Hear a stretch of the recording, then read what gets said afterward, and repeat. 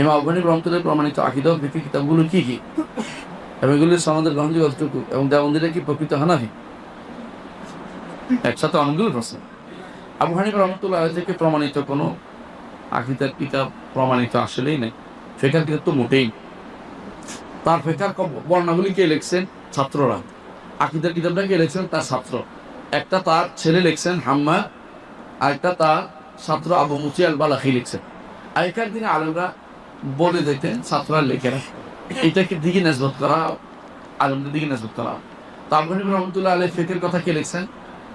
মুহাম্মদ ইবনে হাসান, ইমাম আবু ইউসুফ ওনার লিখছেন। আর যে ওনার আকীদার কথা কে লিখছেন? দুইজনে। কে? ইমাম তাহাবী তো আমার ছাত্র না, সরাসরি ছাত্র না, পরে লিখছেন। তো ছাত্র যিনি, ওনার ছাত্র লিখছেন আবু মুজি আল বালাখি, বালখি, বালাখি না বালখি। আর একজন হচ্ছে আবু হানিফা রহমতুল্লাহ ছেলে হাম্মাদ ইবনে আবু হানিফ, হাম্মাদ ইবনে আবু হানিফ। দুইটা বর্ণনা আসছে, একটা হলো ফাকহুল আবসার, একটা হলো ফাকহুল আকবার। দুই বর্ণনার মধ্যে আমাদের কাছে যেটা মোল্লা আলী কারীর ব্যাখ্যা, এটা হলো ফাকহুল আকবার, আর যেটা ফাকহুল আবসার এটা ওরা বেশি পার্থক্য দেয়। এই দেওবন্দিরা খুব বেশি বাড়াবাড়ি, কিন্তু কাউসারিরা বেশি খুশি হয়। কিন্তু ওটার মধ্যেই আছে, ফাকহুল আবসারের মধ্যে আছে, যে কেউ বলবে আল্লাহ কোথায়, আল্লাহ আরশের উপর আছে, আরশের কোথায় আছে জানবে, সে ব্যক্তি কাফের। যে ব্যক্তি আল্লাহকে নিচে বলবে সে ব্যক্তি কাফের, ওটার মধ্যে আছে। ওরা এটা তাবিল করে। তাবিল কি? তো এরা বলছে আল্লাহ যে, এর উদ্দেশ্য হচ্ছে তিনি বলতে চাচ্ছেন যে কেউ আল্লাহকে আরশের উপর বলবে সে ব্যক্তি। কেমন হলে মিললো? কারণ জায়গা মনে করছে, সেই জন্য তিনি কাফের হচ্ছে, মানে উল্টে দিচ্ছে কথাটা। অথচ তিনি দলিল দিচ্ছেন, কারণ আল্লাহ বলছে আর রহমান আল্লাহ আরশ ইস্তাওয়া, আল্লাহ রহমান আরশে উঠেছে। আসলে যে অন্তরে বিভ্রান্তিটাকে সে বসে ওঠে তাবিল বুঝে সারা, যার অন্তরে সঠিক কাজ বুঝে যে ইমামদের কথা হকের উপর নিয়ে যায়, বাতিলের উপর না নেই। বাতিলের উপর নিলে তো তোমাদের ইমামের কোনোটাই টিকে নেই, আকিদাতেও না ফিকহেও না।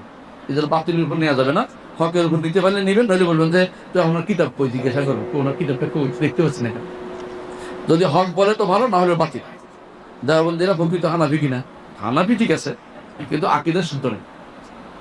হানাফি তো দাবি করে হানাফি, তো হানাফি নইলে কি হানাফি, কিন্তু হানাফিটা নিজের মতো করে সাজিয়ে নিয়েছে। হানাফি ওরা, কোনো সন্দেহ নেই, কিন্তু আকীদাগতভাবে তাদের অনেকেই, সবাই নেওয়া। দেওবন্দের একজনকে আমি জানি, ইউনুস জনপুরি রহমতুল্লাহ আলাইহি, দেওবন্দের বড় মুহাদ্দিস ছিলেন, সাহারানপুরের বড় মুহাদ্দিস ছিলেন। উনি সহিহ আকীদার তারাক ছিলেন। তো অনেক বড় বড় আলেমদের মধ্যে অনেকেই সহিহ তারাক পেয়ে যান, আল্লাহ তাআলা তো হেদায়েত নসিব করে। অনেকেই আছে বেদাতের জন্য বই লেখে, নাউযুবিল্লাহ, এরকম আছে। তার মাতুরিদি আকীদার জন্য পাগলটা লেখে, আমরা মাতুরিদি আকীদা নিজেই লিখতেছে। যে ব্যক্তি মাতুরিদি আকীদা নিজেকে বলবে আমার কিছু বলার নেই, সে ব্যক্তি বদভ্রষ্টদের একটা।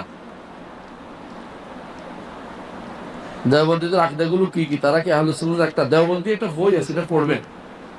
দেওবন্দি একটা বই আছে, একটা পড়বেন। বাংলাও আছে দেওবন্দি একটা বই আছে, হ্যাঁ, আকরামুজ্জামানের লেখা, এটা পড়লে হবে। আমি লম্বা করতে পারবো না।